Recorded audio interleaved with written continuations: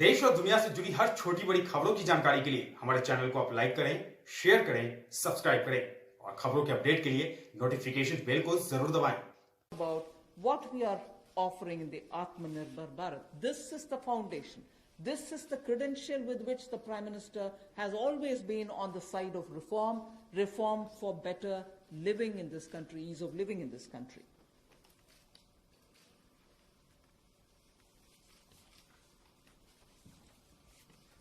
नमस्कार। कोविड-19 में देश और दुनिया के सामने बहुत सारे संकट खड़े किए और इन चुनौतियों के समय में भी भारत के यशस्वी प्रधानमंत्री आदरणीय मोदी जी अवसर देखते हैं और कहीं ना कहीं पिछले कल का उनका जो देश के प्रति संबोधन था उसमें स्पष्ट तौर पर दिखता है कि आत्मनिर्भर भारत बनाने के लिए ये जो संकल्प उन्होंने लिया है, ये जो सोच अपनी देश के सामने रखी है, इसने एक नई ऊर्जा देशवासियों में भर दी है। जहां अपने घरों तक सीमित थे लोग, आज वो आत्मनिर्भर भारत बनाने के इस संकल्प में जुड़ने जा रहा है और संकट में अवसर देख रहा है। और शायद यही कारण है कि दुनिया के मुकाबले अगर भारत का देखा जाए तो इस लड़ाई में बहुत अच्छे कदम रहे। यहां तक कि दुनिया भर के देशों में दवाइयां तक पहुंचाने का भी संकट के समय में अगर किसी ने काम किया तो भारत की दवाइयों की कंपनियों ने किया, जिसमें भारत को बहुत प्रशंसा भी मिली है। यही नहीं, सबसे पहले कोविड-19 को चलते मोदी सरकार ने जो पहला कदम उठाया वो प्रधानमंत्री गरीब कल्याण योजना के रूप में लेकर आए कि देश के गरीब को भूखा ना रहना पड़े, उसको कोई दुख तकलीफ ना हो। और 1,70,000 करोड़ का ये पैकेज माननीय वित्त मंत्री जी ने आप सबके सामने रखा था। और यही नहीं, कंप्लायंस की कोई दिक्कत ना हो कि आपको कानूनी तौर पर वैधानिक रूप से कोई जो नियमों का पालन कर रहा है उसमें आप रह ना जाएं, तो उसकी भी छूट 3 महीने का मॉरेटोरियम पीरियड आपको दिया गया। फिर आरबीआई के माध्यम से भी घोषणाएं हुई जिसमें लिक्विडिटी का फायदा आप सबको मिला, देश के करोड़ों लोगों को। तो मेरा मानना यह है कि रिफॉर्म्स की जब माननीय प्रधानमंत्री जी बात करते हैं कि आत्मनिर्भर भारत हमने बनाना है, तो उसके 5 स्तंभ की उन्होंने बात की है, 5 पिलर्स की बात की है, जिसके विस्तार में उल्लेख माननीय वित्त मंत्री जी ने किया है। मैं एक बात इसमें और कहना चाहता हूं कि ये जो हम इकोनॉमी की बात करते हैं, अर्थव्यवस्था की बात करते हैं, पहला स्तंभ आधारभूत ढांचा हमारा ऐसा हो जो आधुनिक हो। और यही नहीं, हमारे सिस्टम जो है वो 21वीं शताब्दी में हमें विश्व गुरु बना सकें, उस लायक हम बनाएं। वाइब्रेंट डेमोग्राफी की हम बात करते हैं, युवा शक्ति को हम राष्ट्र शक्ति और राष्ट्र निर्माण के रूप में लगाएं और उनका लाभ उठाएं। और डिमांड को कैसे बढ़ाना है और डिमांड सप्लाई चेन का समन्वय कैसे बना रहे और अर्थव्यवस्था आगे और कैसे बढ़े, इसके इस्तेमाल को करने की भी जरूरत है। बोल्ड रिफॉर्म्स का पूरा लेखा जोखा माननीय वित्त मंत्री जी ने पिछले 6 वर्षों का दिया है। मैं यही कहूंगा, बड़े निर्णय करने के लिए मोदी जी जाने जाते हैं। चाहे वो गुजरात में आए भूकंप के समय वापस कच्छ को खड़े करने की बात हो, या आज के संकट के समय भारत में पीपीई और मास्क के निर्माण की बात हो। और कहीं ना कहीं यही सोच भारत को आत्मनिर्भर भारत बनाने जा रही है।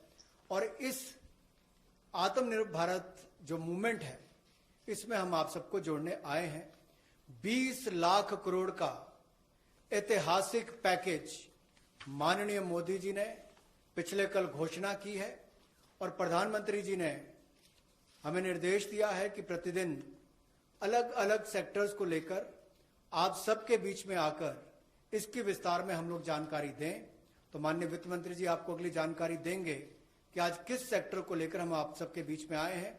लेकिन बोल्ड रिफॉर्म्स 6 वर्ष भी होती रही, अब भी होगी, जब तक भारत आत्मनिर्भर नहीं हो जाता। उस दिशा में लगातार काम चलता रहेगा। So I broadly explained about the reform steps which were taken during the previous 14 to 19 tenure of this government. गरीब कल्याण योजना में जहां सबसे पहले कोविड हेल्थ वर्कर्स के लिए 50 लाख रुपए की इंश्योरेंस पॉलिसी का प्रावधान किया गया था, वहीं पर 80 करोड़ गरीबों को 5-5 किलो गेहूं या चावल देने का प्रावधान किया गया और पूरे देश भर में पीडीएस के अलावा अतिरिक्त ये 5-5 किलो उनको दिया गया, पिछले महीने भी और इस महीने भी। इसके अलावा ये प्रति व्यक्ति 5-5 किलो था और प्रति परिवार दाल देने का भी काम किया गया 1 किलो। और इसके अलावा जो हमारे वृद्ध, विधवा, दिव्यांग हैं उनको भी जनधन खातों में सीधा पैसे डाले गए, 500-500 रुपये, 1000 रुपये उनको टोटल डाला गया। इसके अलावा जो 20.5 करोड़ जनधन योजना खाता धारक थे, ऐसे 41 करोड़ खातों में भी 52,606 करोड़ रुपया अब तक ट्रांसफर कर दिया गया है। 8 करोड़ उज्ज्वला योजना के जो उपभोक्ता हैं उनको मुफ्त में 3 महीने एक सिलेंडर देने की बात हुई थी, जब तक उनको सिलेंडर की आवश्यकता है। उसकी प्रक्रिया भी शुरू हो गई और दे भी दिए गए। यहां तक कि जो पीएम किसान के लिए भी 2,000 रुपया ऐसे करोड़ों किसानों के खातों में उसको ट्रांसफर कर दिया गया। तो जितनी घोषणाएं उस पीएम गरीब कल्याण योजना के अंतर्गत की गई थी, उन पर सारे कदम भारत सरकार द्वारा उठाए गए और करोड़ों भारतीयों को इसका लाभ माननीय प्रधानमंत्री नरेंद्र मोदी जी के माध्यम से मिला है।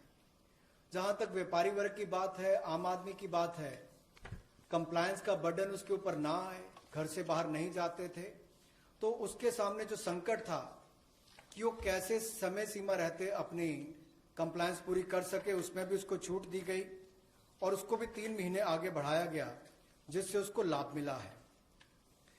आरबीआई ने भी जो महत्वपूर्ण घोषणाएं की, उससे लाखों करोड़ रुपए की लिक्विडिटी मार्केट में आई है, जिससे पूरे देश को लाभ मिला है। और इसकी जानकारी आप सबके सामने पहले भी रखी है, केवल आज एक बार फिर आपके ध्यान में लाने की जरूरत पड़ी तो उसको किया है। एक जो मीडिया के माध्यम से हमारी जानकारी हमें मिली और जो वीडियो कॉन्फ्रेंस और बाकी सब वार्तालाप बाकी लोगों से हुआ, मध्यम, सूक्ष्म, लघु उद्योग, कुटीर उद्योग, घरेलू उद्योग जो है, इन सब के सामने बहुत बड़ी मुसीबत थी कि पैसों की भारी कमी थी। इन सब के लिए क्या किया जाए, ये भारतीय अर्थव्यवस्था की रीढ़ है। ये जो हमारा सूक्ष्म, लघु, मध्यम उद्योग है, कुटीर उद्योग है, गृह उद्योग है, इन सबका एक बहुत महत्व है। 12 करोड़ से ज्यादा लोगों को ये रोजगार देते हैं। तो ऐसे कारोबार और व्यापार करने वाले, विशेष तौर पर एमएसएमई सेक्टर जो है, इसके लिए आज एक बहुत बड़ी घोषणा है कि collateral free automatic loan 3 lakh crore रुपए का मध्यम, सूक्ष्म, लघु, कुटीर और गृह उद्योग को मिलेगा। इसमें किसी को अपनी ओर से कोई गारंटी, कोई कोलेटरल देने की आवश्यकता नहीं है और इसका समय सीमा भी 4 वर्ष की होगी और पहले 12 महीने यानी कि पहला 1 वर्ष उनको प्रिंसिपल रीपेमेंट नहीं करना पड़ेगा, इनके मूलधन का चुकाना नहीं पड़ेगा, मूलधन को नहीं चुकाना पड़ेगा और 12 महीने की इस पे छूट रहेगी और 4 वर्ष के लिए उनको ऋण दिया जाएगा। तो 3 लाख करोड़ रुपए का ये ऋण, ये हमने बगैर किसी गारंटी, बगैर किसी कोलेटरल के भारत के मध्यम, सूक्ष्म, लघु उद्योग, कुटीर और गृह उद्योग के लिए मोदी सरकार ने करके दिया है। I just moved to the next one, which is about a 20,000 crore subordinate debt proposition which we are bringing. If the earlier one, which was just now explained by the MOS, was for standard MSMEs who, because of lockdown, couldn't move forward because they didn't have money, they didn't have cash coming in. So for buying raw materials or paying the wages, if they had a problem, you had that emergency credit line which we spoke about just a minute ago. Now I come to talking about subordinate debt. तनाव में जो सूक्ष्म लघु मध्यम उद्योग या कुटीर या गृह उद्योग है, उनकी इन परिस्थितियों को देखकर गौण कर्ज या अधीनस्थ ऋण के रूप में 20,000 करोड़ रुपए का प्रावधान इन स्ट्रेस्ड एमएसएमईज के लिए किया गया है, ताकि इनकी जो कमी आती थी उस कमी को दूर किया जा सके। और इसमें भी लगभग 2 लाख से ज्यादा मध्यम लघु सूक्ष्म कुटीर उद्योग को लाभ मिलने वाला है। और ये 20,000 करोड़ का गौण ऋण ये तनाव वाली एमएसएमईज को दिया जाएगा। The next of the MSME linked steps that we are taking, this is the third. There is a fund of fund being created for infusing about 50,000 crore as equity into the MSMEs. This will benefit those MSMEs who have the potential and who are viable. जो मध्यम लघु सूक्ष्म उद्योग अच्छा कर रहे हैं, विस्तार करना चाहते हैं, आगे बढ़ना चाहते हैं, लेकिन उनके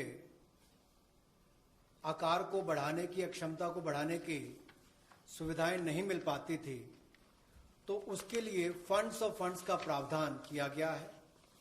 और इस फंड्स ऑफ फंड्स के माध्यम से 50,000 करोड़ की इक्विटी इन्फ्यूजन होगी, ये हम करने जा रहे हैं। इससे इन सभी अच्छा काम करने वाले मध्यम लघु सूक्ष्म उद्योगों को अपना आकार और क्षमता बढ़ाने का अवसर मिलेगा। The next one is something which all of us have been waiting for a long time, about the definition of MSMEs. I'm sure you heard from several sources that this discussion has been going on. We have now come to a stage where we can happily announce that the definition being changed is being changed.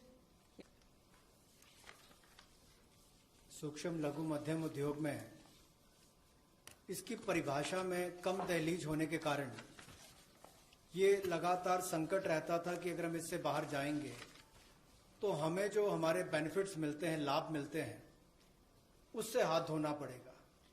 और यही कारण था कि हमारे कुटीर सूक्ष्म लघु उद्योग कभी बड़ा बनने का सपना नहीं देखते थे, और सपना देखते भी थे तो ये जो सीमा इसके लिए रखी गई थी, कम दहलीज थी, इसके कारण ये बड़े नहीं हो पाते थे। और कहीं ना कहीं जो आज कंपटीशन है उसमें फिर ये बहुत पीछे रह जाते थे। वर्षों लंबित मांग है, वर्षों से मैं सुनता आ रहा हूं, 4थी बार एमपी बन गया, कब से शुरू हो रही, आज तक वही मांग है। मैं धन्यवादी हूं प्रधानमंत्री मोदी जी ने इस पर यह कदम उठाने के लिए कहा है। और जो पहले क्राइटेरिया था कि मैन्युफैक्चरिंग यूनिट जो है वो 25 लाख से कम इन्वेस्टमेंट की होगी तो माइक्रो में आएगा, और सर्विस एंटरप्राइजेज जो थी वो 10 लाख तक की अगर उसने इन्वेस्टमेंट की होगी तो माइक्रो में आएगा। अब इसमें एक बदलाव किया गया है कि निवेश की लिमिट को तो बढ़ाया ही गया है, साथ में कारोबार को भी जोड़ा गया कि आपने व्यवसाय या कारोबार कितना उस वर्ष में किया है। तो इसको इन्वेस्टमेंट को बढ़ाकर माइक्रो के लिए 25 लाख से बढ़ाकर 1 करोड़ तक की जो इन्वेस्टमेंट करेगा वो माइक्रो यूनिट कहलाएगा। और ये मैन्युफैक्चरिंग और सर्विसेज दोनों के लिए एक ही क्राइटेरिया रहेगा, तो सर्विस सेक्टर को भी माइक्रो में आने का लाभ मिला है। तो 1 करोड़ से कम निवेश करने वाले को माइक्रो इंडस्ट्री में जो 5 करोड़ तक का व्यापार कारोबार करेगा उसको माइक्रो कहा जाएगा। स्मॉल वाले के लिए 10 करोड़ तक का निवेश और 50 करोड़ तक का कारोबार करने का प्रावधान, और मीडियम जो है उसमें 20 करोड़ तक का निवेश और 100 करोड़ तक की टर्नओवर। तो आप कल्पना कीजिए कि कल तक जो शायद मीडियम वाले के लिए आता था वो आज आपके स्मॉल वाले के लिए भी उससे बेहतर ऑप्शंस आकर खड़ी हो गई।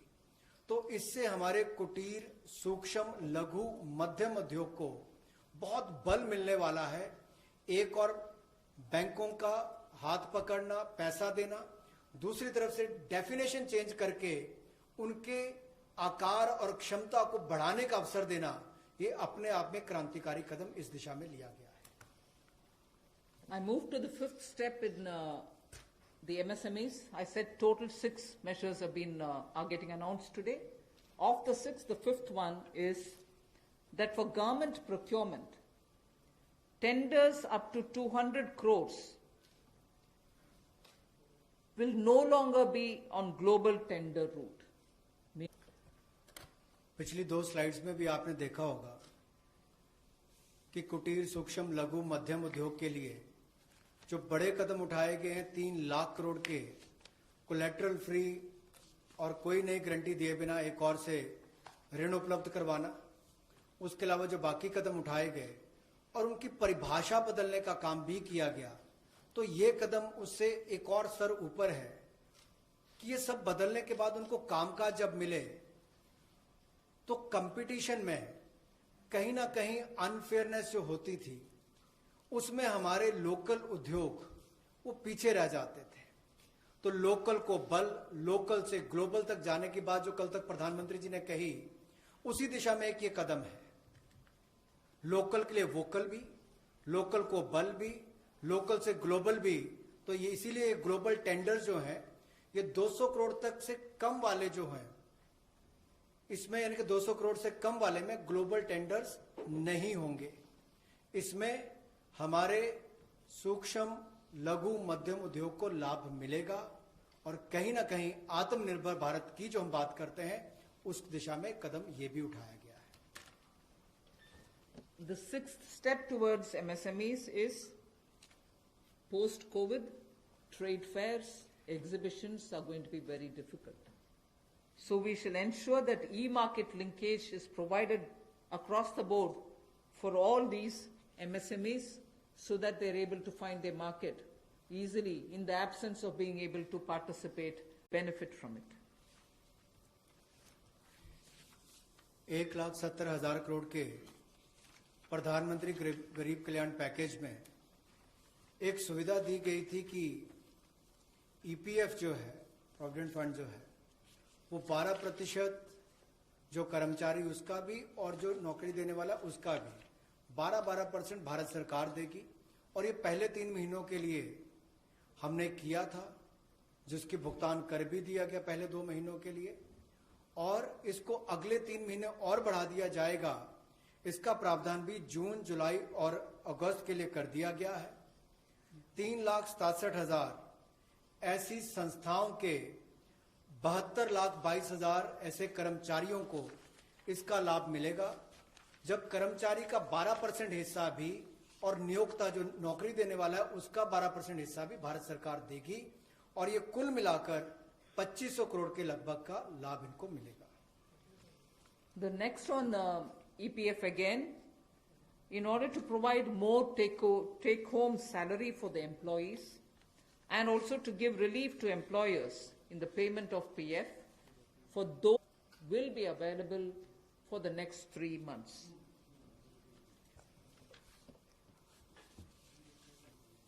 एक और प्रावधान, क्योंकि आज के समय पैसा कर्मचारी के हाथ में भी कैसे ज्यादा हो, इसमें भी एक बड़ी राहत देने का प्रयास इसमें किया है कि जो ईपीएफ कंट्रीब्यूशन है, जिनका ईपीएफ का योगदान है, वो ऐसे संस्थानों के लिए और कर्मचारियों के लिए 12% से कम करके 10% अगले 3 महीनों के लिए किया गया है। इससे कर्मचारी भी और संस्थान दोनों को लाभ मिलेगा। लेकिन जो सरकारी हमारी संस्थान है, सेंट्रल पीएससीज हैं, इनके लिए 12% ही रहेगा, उसमें कोई बदलाव नहीं किया गया है। तो इससे कुल मिलाकर 6,750 करोड़ रुपए का लिक्विडिटी सपोर्ट इनको मिलेगा और एक तरह से 6,750 करोड़ रुपया ज्यादा इनके हाथ में आएगा। The next one is about non-banking financial companies, housing finance corporations, and mutual NBFCs who have only not so good debt papers in their hands. गैर बैंकिंग वित्तीय कंपनियां एनबीएफसीज या फिर हमारे हाउसिंग फाइनेंस कंपनीज और माइक्रो फाइनेंस इंस्टीट्यूट, इन सब के लिए जो इनके पास लिक्विडिटी की कमी आती थी, धन का अभाव होता था, उसके लिए ये नई योजना लेकर आए हैं जिसमें 30,000 करोड़ रुपए का विशेष तौर पर प्रावधान किया जाएगा। स्पेशल लिक्विडिटी स्कीम ये होगी जिससे इनके धन की आपूर्ति भी होगी और इसके माध्यम से जहां एक और हाउसिंग सेक्टर को बल मिलेगा, एमएसएमई सेक्टर को बल मिलेगा, उसका भी लाभ हमारी अर्थव्यवस्था में और नीचे आम आदमी को पहुंचेगा और इसका पूरी तरह से गारंटी भारत की सरकार देगी। The next facility also for the NBFCs is to give 45,000 crore liquidity infusion through a partial credit guarantee scheme for the far-flung areas. जहां पहली 30,000 करोड़ की लिक्विडिटी गारंटी स्कीम लेकर आए थे एनबीएफसीज के लिए, एचएफसीज और एमएफआईज के लिए, वहीं पर अब आंशिक ऋण गारंटी योजना ये लगभग 45,000 करोड़ रुपए की एनबीएफसीज का इसमें प्रावधान किया गया है। इसमें भारत सरकार गारंटर होगी, जो 20% का नुकसान इसके द्वारा वहन किया जाएगा। और यही नहीं, इसमें AA पेपर और इससे भी नीचे वाले जो है उसको भी इसमें पैसा मिल पाएगा, ऋण मिल पाएगा। और इसके अलावा जो अनरेटेड पेपर एलिजिबिलिटी है इन्वेस्टमेंट के लिए, वो भी इसमें प्रावधान किए गए हैं ताकि ज्यादा इसका स्कोप बढ़ सके, ज्यादा लोगों को इसका लाभ मिल सके और कुल मिलाकर इससे भी नई लैंडिंग जो है यानी कि कर्जा दिया जा सके सूक्ष्म लघु मध्यम उद्योग को और आम नागरिकों को भी मिल सके, उसके लिए इसका प्रावधान किया गया है। I move over to talking about the DISCOMs. DISCOMs today are facing बिजली वितरण कंपनियों की आय में जो भारी कमी आई है और लेनदारी जो इनके कई राज्यों से बढ़ी है, उसके कारण भी ये अभूतपूर्व नकदी प्रवाह की स्थिति इनको देखनी पड़ रही है। इन परिस्थितियों में आम उपभोक्ता को भी नुकसान ना हो, बिजली उत्पादन करने वाले भी और बिजली वितरण करने वाले भी इस अभूतपूर्व समस्या में कहीं उलझ कर ना रह जाए, इसके लिए 90,000 करोड़ रुपए का प्रावधान डिस्कॉम्स के लिए किया गया है, बिजली वितरण कंपनियों के लिए किया गया है। और ये 90,000 करोड़ रुपया जो बिजली वितरण कंपनियों को दिया जाएगा वो पावर फाइनेंस कॉर्पोरेशन और रूरल इलेक्ट्रिफिकेशन कॉर्पोरेशन के माध्यम से दिया जाएगा।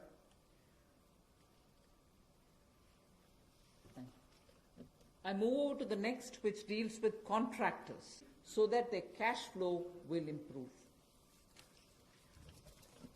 जहां एक और पहले 200 करोड़ तक के टेंडर्स ग्लोबल नहीं होंगे, एक वो राहत दी गई। अब उसके बाद जो अभी काम हमारे कॉन्ट्रैक्टर्स कर रहे हैं देश भर में, चाहे वो रेलवेज का हो, सड़कों का हो, हाईवेज का हो, सेंट्रल पब्लिक वर्क्स का हो, अलग अलग डिपार्टमेंट्स के हों, क्योंकि कोविड के कारण ये समस्या खड़ी हुई, तब उनको 3 महीने से ज्यादा 6 महीने तक की राहत इसमें दी जा सकती है एक्सटेंशन के रूप में, ताकि उनको कोई खामियाजा ना भुगतना पड़े। और जो ऑब्लिगेशंस थी उनकी, उसके कारण दिक्कत आ सकती थी, इसलिए प्रावधान किया गया है ताकि मुकदमेबाजी या बाकी सब ना हो और मानसिक रूप से भी ठीक रहे और अच्छा काम करके समय पर पूरा कर सकें। तो 6 महीने तक की इनको राहत दी गई।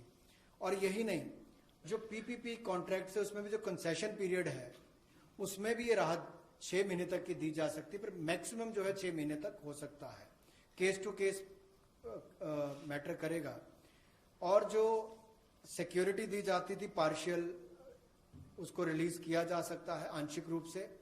मान लीजिए मैं कोई ठेका लिया है, 70% किसी ने काम किया और उसके एवज में उसकी आंशिक रूप से वो बैंक गारंटी को वापस किया जा सकता है, ताकि उसके पास और लिक्विडिटी और काम करने के लिए आ सके। एक बहुत बड़ी राहत इस तरह से कॉन्ट्रैक्टर्स को भी देश भर में देने का एक प्रावधान किया है।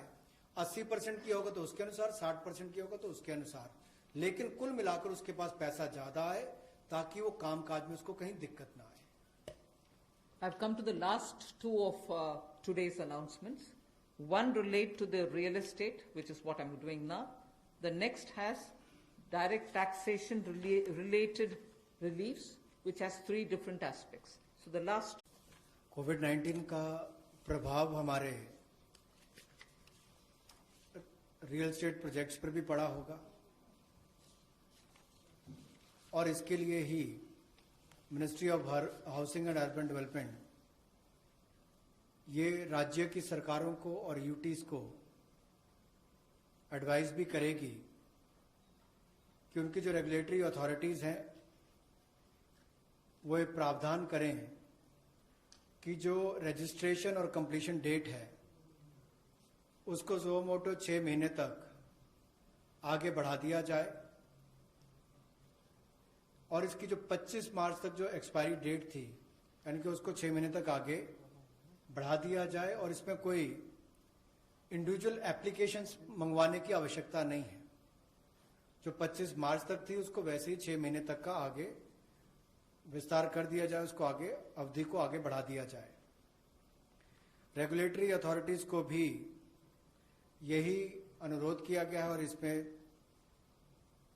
Ministry of housing and urban affairs के माध्यम से जाएगा कि 3 महीने तक पीरियड उसको भी आगे बढ़ा दिया जाए और जो फ्रेश प्रोजेक्ट रजिस्ट्रेशन सर्टिफिकेट्स हैं वो भी रिवाइज टाइमलाइंस के साथ दे दिए जाए। तो इसी तरह से रेरा के अंतर्गत जो टाइमलाइंस है उसको आगे बढ़ाने की जो बात कही गई है इसमें विस्तार में कही गई। I move over to talking about the tax-related production alone is going to give 50,000 crores back to the people, in the sense it will be in their hands rather than coming in as payment of taxation. जो TDS rates हैं वो सभी non salaried payment वालों को, residents को, और TCS rate जो है उसमें 25% की कटौती की गई है फाइनेंशियल ईयर 2020-2021 के लिए और इससे 50,000 करोड़ रुपए का लगभग लाभ आम जनता को मिलने वाला है। यानी कि अगर मेरा 100 रुपया बनता था तो मैं 100 रुपये की बजाय अब 75 रुपये दूंगा और उसमें 25% की कटौती की गई है। तो एक बहुत बड़ी राहत गैर वेतनभोगी इन सबके लिए, non salaried payment to residents, इनके लिए की गई है। The next is a set of dates which are getting extended for direct tax, some of the measures that we are taking. 2020. 5 lakh तक के रिफंड 14 लाख से ज्यादा लोगों को अब तक वापस कर दिए गए थे। उसके अलावा जो उससे ऊपर वाले उसकी भी प्रक्रिया शुरू और बहुत सारे लोगों को वो भी वापस कर दिए गए हैं जो रिकॉर्ड समय के अंदर किए गए। अब इसके अलावा जो पेंडिंग रिफंड्स हैं, चाहे वो चैरिटेबल संस्थाओं के हों, ट्रस्ट के हों या नॉन कॉरपोरेट बिजनेस या प्रोफेशंस के हों, यानी कि प्रोप्राइटरशिप, पार्टनरशिप, LLP, कोऑपरेटिव्स, इनको भी जल्द ही इनके रिफंड्स इशू कर दिए जाएंगे ताकि पैसे की कमी कहीं पर ना आए। इनकम टैक्स की रिटर्न के लिए जो ड्यू डेट थी वित्तीय वर्ष 2019-20 के लिए, उसको 31 जुलाई 2020 और 31 अक्टूबर 2020 से बढ़ाकर 30 नवंबर 2020 कर दिया जाएगा और टैक्स ऑडिट को भी 30 सितंबर 2020 से बढ़ाकर 31 अक्टूबर 2020 कर दिया जाएगा। जहां तक डेट ऑफ असेसमेंट की बात है, यह भी वर्जित हो रही थी 30 सितंबर 2020 को, इसको भी एक्सटेंड कर दिया जाएगा 31 दिसंबर 2020 तक, और जो वर्जित हो रही थी 31 मार्च 2021 को, इसको 30 सितंबर 2021 तक बढ़ा दिया जाएगा। मैं एक बार फिर कह देता हूं, जो डेट ऑफ असेसमेंट्स जो बार हो रही थी 30 सितंबर 2020 को, उसको 31 दिसंबर 2020 तक बढ़ा दिया गया है। और जो बार हो रही थी 31 मार्च 2021 को, उसको 30 सितंबर 2021 तक बढ़ा दिया गया है। विवाद से विश्वास स्कीम बजट के समय भी हम लाए थे, लेकिन इन अभूतपूर्व परिस्थितियों के चलते इसको भी, जिनको पेमेंट करनी है, कोई अतिरिक्त पेमेंट ना किए बिना, एडिशनल अमाउंट दिए बिना, इसको 31 दिसंबर 2020 तक एक्सटेंड कर दिया गया है, ताकि आप 2020 31 दिसंबर तक पेमेंट कर सकते हैं। उसमें आपको कोई अतिरिक्त पेमेंट नहीं करनी पड़ेगी। मैं धन्यवाद करना चाहूँगा फाइनेंस मिनिस्टर का, एमओएस फाइनेंस का, for a detailed briefing to all of us on these particular subjects. Madam, with your permission, 2 questions we are going to take online and 4 questions we can take from the hall here. So first I take the question online. How does the government plan to finance rupees 20 lakh crore stimulus? Maybe this is a question I should answer after I finish all my announcements on the various tranches. But government has also given a slightly altered schedule, the borrowing schedule. So that is one of the ways, that is, I repeat, that is one of the ways in which we are also expecting to finance. But the other details about how exactly are we going to get financing this will be probably more appropriately answered after we finish announcing all the tranches. Number 14. मेरा सवाल यही है कि borings को लेकर के पहला सवाल था, इस पे थोड़ा सा अगर आप और बताना चाहें कि इतने बड़े पैकेज के लिए सरकार फिलहाल बोरिंग को लेकर के क्या योजना है, आने वाले वक्त में किस तरीके का और प्रावधान करने की योजना है। और दूसरा ये कि जो बैंक गारंटी, जो लगातार बैंक पिछले 2-3 महीने में ये बात को लेकर के चिंतित थे कि कुछ सेक्टर्स पर लोन देने के लिए वो ज्यादा पॉजिटिव नजर नहीं आ रहे थे, और बैंक गारंटी, सरकार से गारंटी को लेकर के वो लगातार अपील कर रहे थे। ऐसे में आपको लगता है कि इस बड़े पैकेज के बाद में बैंक की तरफ से लोन देने की शुरुआत हो पाएगी और लिक्विडिटी फ्लो की जो कोशिश है उसको कामयाबी मिलेगी? मैं आपके सेकंड क्वेश्चन को जवाब दे देती हूँ, बट फर्स्ट क्वेश्चन अब शायद दोबारा बोलना पड़ेगा, मैं ध्यान से शायद सुने नहीं। सेकंड क्वेश्चन के लिए मैं जवाब ये दे रही हूँ कि ये गारंटी का विषय जो आपने उठा रहे हैं कि बैंक से भी मांग था, उसके लिए तो आज गारंटी का विषय भी हमने घोषणा कर चुके हैं। सो उसके कारण हम ये मानते हैं कि बैंक्स में थोड़ा और तैयारी होगी।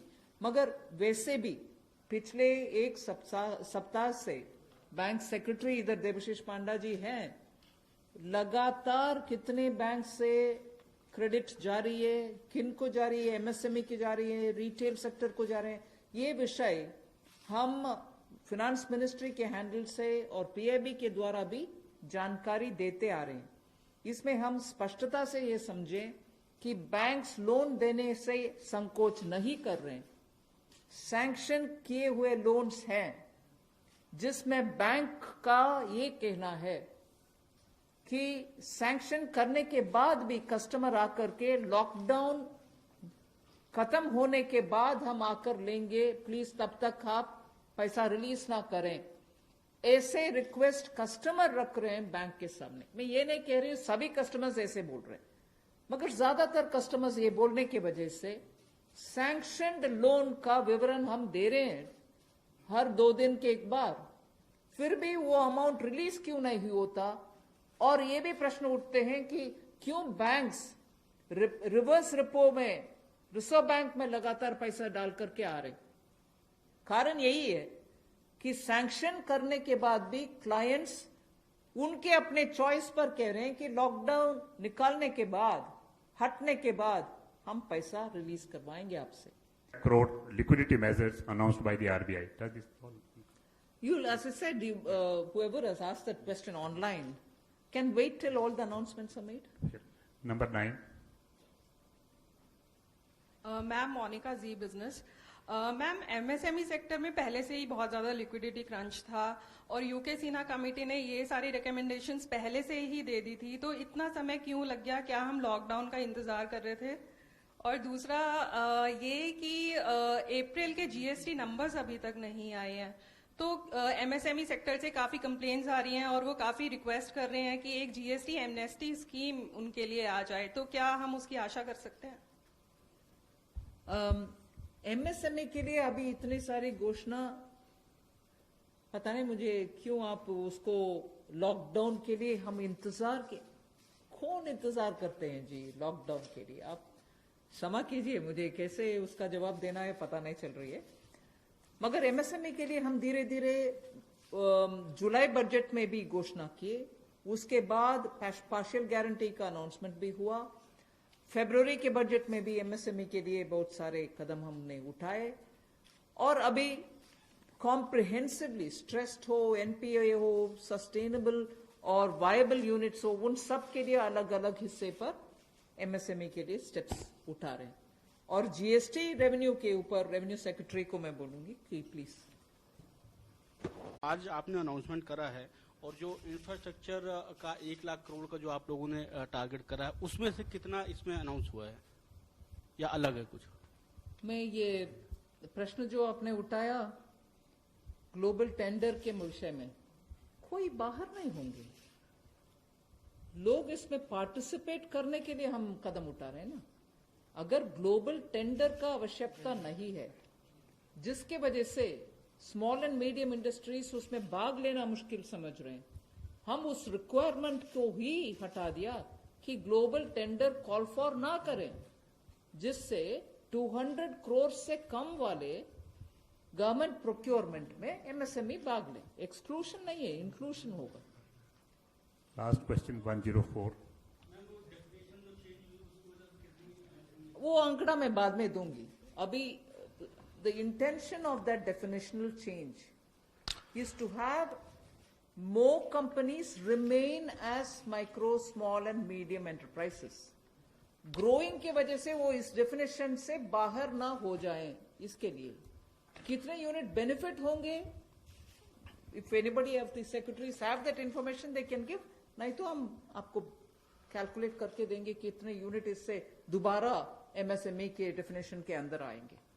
मैं आमिर हूं न्यूज नेशन से। एक ब्रॉड पिक्चर को लेकर के एक सवाल है कि जो लॉकडाउन की स्थिति हुई उसके बाद से अब तक भारतीय अर्थव्यवस्था को कितना नुकसान पहुंच चुका है, और दूसरा ये कि जो ये आपका स्टिमुलस पैकेज है 20 लाख करोड़ का, लॉकडाउन की स्थिति आगे भी बढ़ती है अगर, और ये स्थिति ऐसी ही बनी रहती है, तो इससे इसको कितना अर्थव्यवस्था को फायदा पहुंचेगा और कितना अब तक नुकसान अर्थव्यवस्था को हो चुका है?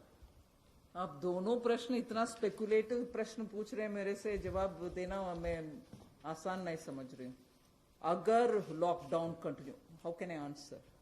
1 सेकेंड, लॉकडाउन के वजह से क्या नुकसान हुआ, आंकड़ा करने के लिए अभी समय नहीं है। हम रिस्पॉन्ड कर रहे हैं जिससे न्यू इकोनॉमी उभर कर आना है और सभी स्ट्रेंथ के साथ उनके बिजनेस रिवाइव करना है, उस रास्ते पे हम चल रहे हैं। इसीलिए I can't answer even your first question, I am sorry. Where from this question?